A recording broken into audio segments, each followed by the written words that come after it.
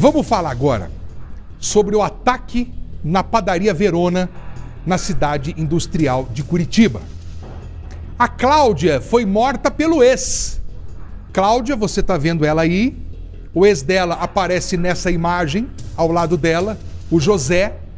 E esse ataque aconteceu enquanto a Cláudia trabalhava na padaria que pertencia a ela, ao marido e os filhos. E olha, o crime deixou espantados os vizinhos que conheciam a vida da família. Muitas pessoas que moram nessa rua, na Reinaldo Bonar, frequentam a panificadora. E teve gente que contou para a nossa produção que o comportamento do José era de agressividade, palavras ríspidas para funcionários, com a esposa, com os filhos, e que eles eram obrigados a trabalhar incessantemente. E deixa eu te contar uma coisa aqui agora, antes de eu chamar a reportagem. A Cláudia descobriu que o marido estava gastando dinheiro com vários sites de relacionamento. Por isso, Ricardo Pereira, a Cláudia teria pedido a separação e o marido não aceitou. É bem por aí, Fulão. O marido não aceitou e quando ele recebeu a informação de que a esposa queria se separar dele, ele já começou a se mostrar o homem que ele era ali no dia a dia. Um cara bastante agressivo, nervoso, ameaçador e passou a ameaçar a esposa, que depois se tornou ex-esposa. Esse processo de separação é bem recente. E aí, Furlan, ela começou a avisar os vizinhos: olha, se o José Luiz, se ele passar por aqui, vocês me acudam, porque ele tá me ameaçando, ele tá vindo atrás de mim, ele diz que vem atrás de mim aqui, que ele tá em outro compromisso e vem aqui para acertar as contas comigo. Então eu tô temendo pela minha vida, vocês, meus vizinhos, me ajudem. E o pessoal, Furlan, tava alerta, qualquer carro diferente que encostava ali pela panificadora, os vizinhos já estavam de olho para evitar que esse homem pudesse fazer alguma coisa contra a ex-esposa. O que ele fez, Furlan? Ele parou na rua de trás, entrou numa casa ali no quarteirão de trás e foi andando pelo muro, pelos telhados das casas. Por quê? Para não ser visto por quem estava morando ou trabalhando de frente para essa padaria. E aí ele fez o que fez. É um homem violento, um homem agressivo, um homem que fazia muitas ameaças, tanto que a nossa produção teve acesso a boletins de ocorrência feitos contra ele no ano passado. Um desses boletins foi feito por um homem que trabalhou na panificadora, não recebeu pelo período que trabalhou, é isso que essa pessoa alega, e diz que quando cobrou o José Luiz, ainda foi ameaçado de morte. Ele falou: olha, você suma daqui da minha padaria, que senão você vai levar o teu e você não vai ficar vivo para contar a história. Um outro boletim de ocorrência mostra que esse homem também cometia atos de racismo contra o frentista de um posto de gasolina na Avenida Manuel Ribas, em Curitiba, também no ano passado. Chegou já batendo boca, se desentendeu com esse frentista e utilizou tudo que vinha à cabeça de palavras para tentar ofender esse homem que é negro. Esse homem buscou a polícia, registrou também o boletim de ocorrência. Então, nessa reportagem que eu e o Luciano Chinasso produzimos agora pela manhã, a gente mostra o caminho exato que esse assassino fez para tentar se esconder dos vizinhos, como que nessa emboscada ele acabou matando a esposa e por muito pouco também não feriu os filhos. Aliás, os filhos foram feridos, mas por muito pouco. Essa situação ainda não foi mais grave. É o que a gente confere agora na reportagem. Há 9 anos, o casal veio morar nessa região. Cláudia acordava cedo, passava o dia trabalhando aqui na panificadora com os filhos. Já o José Luiz ficava mais em outra padaria da família. Nas poucas vezes que ele vinha para cá, não era difícil que ele arranjasse alguma discussão, alguma encrenca com os clientes. Ele sempre foi tido pela vizinhança como um homem muito nervoso, estressado. Briga, encrenca com o cliente, né? Várias coisas assim. Uma vez no banco, que ele tentou invadir o banco, ele tinha passado o horário, Aí os segurança bater nele, ele tava com o olho roxo, várias coisas assim, sabe? Várias encrencas assim. É o mesmo o que afirma esta outra pessoa, que prefere não ser identificada. A vida inteira aqui na região ele sempre foi agressivo com cliente, com funcionário. A vida inteira ele tem um histórico de violência, assim, sabe? E ela comentou com os vizinhos todos que tinha descoberto uma traição dele. E essa traição, ele estava gastando dinheiro que não tinham com esses sites de relacionamentos aí. Foi nesse momento que ela pediu que ele se separasse. Na última terça-feira, José Luiz Rissardo executou o que já estava planejando: a morte da agora ex-companheira. Cláudia avisou aos vizinhos que era ameaçada com frequência e que estava com medo. Sabendo disso e para não levantar suspeitas, o assassino decidiu entrar pelos fundos e fez esse caminho por cima das casas após estacionar na rua de trás.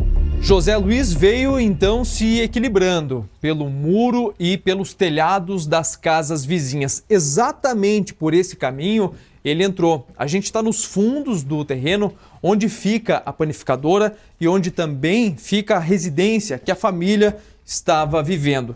Vindo aqui por trás, com 3 facas que ele havia acabado de comprar, conseguiu surpreender a vítima, que estava trabalhando. 3 facas ali, até com etiqueta do preço que ele comprou. E dentro do carro dele a gente achou ainda uma lima nova, com embalagem assim, que ele comprou para amolar as facas aí. Ele está preso em flagrante pelo delito de feminicídio, tentado feminicídio consumado. Estamos ouvindo testemunhas, né? E as outras vítimas também, porque os filhos acabaram sendo vítimas também. Cláudia Valéria Rissardo, de 46 anos, foi sepultada nesta quinta-feira.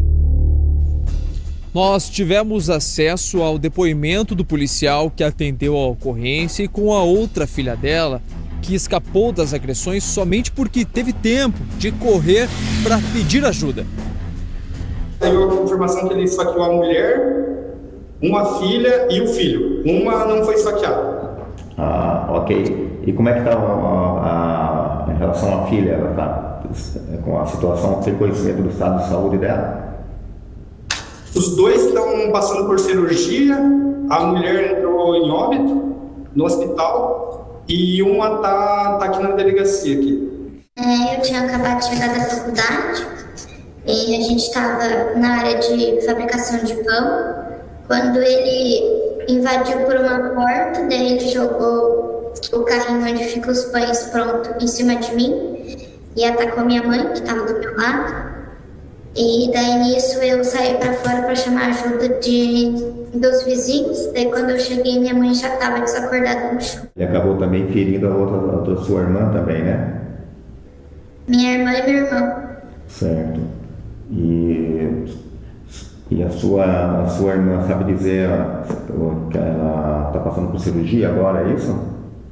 Passando por cirurgia, é isso.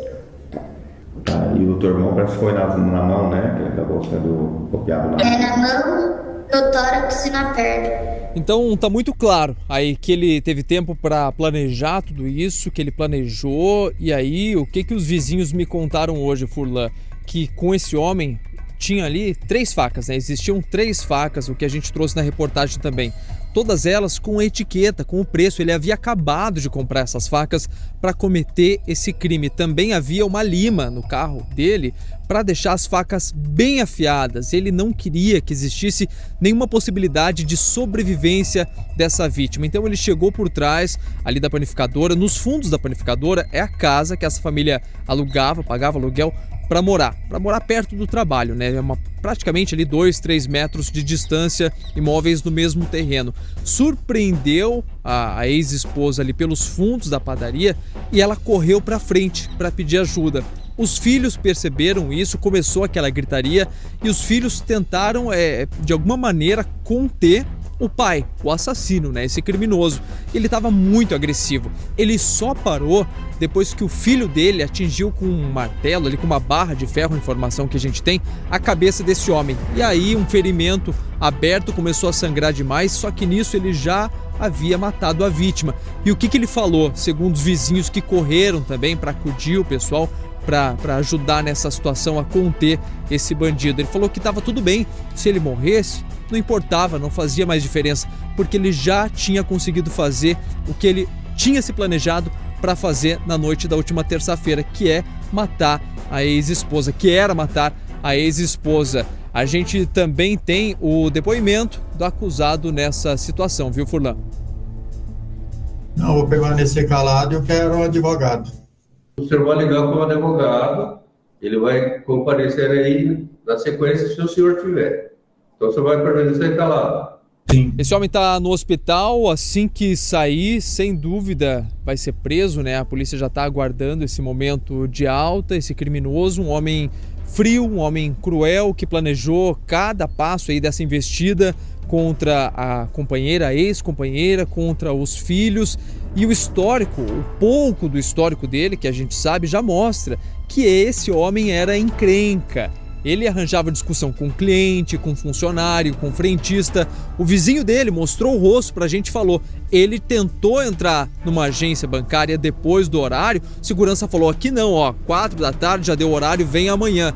Eu vou entrar de qualquer jeito. Começou a ameaçar entrar, só parou de tentar entrar no banco depois que foi agredido. Um homem extremamente problemático. Claro que a família não tem culpa de ter tido qualquer envolvimento com esse homem, né? Os filhos, principalmente, não tem culpa nenhuma, mas um homem que sempre trouxe problemas para a família.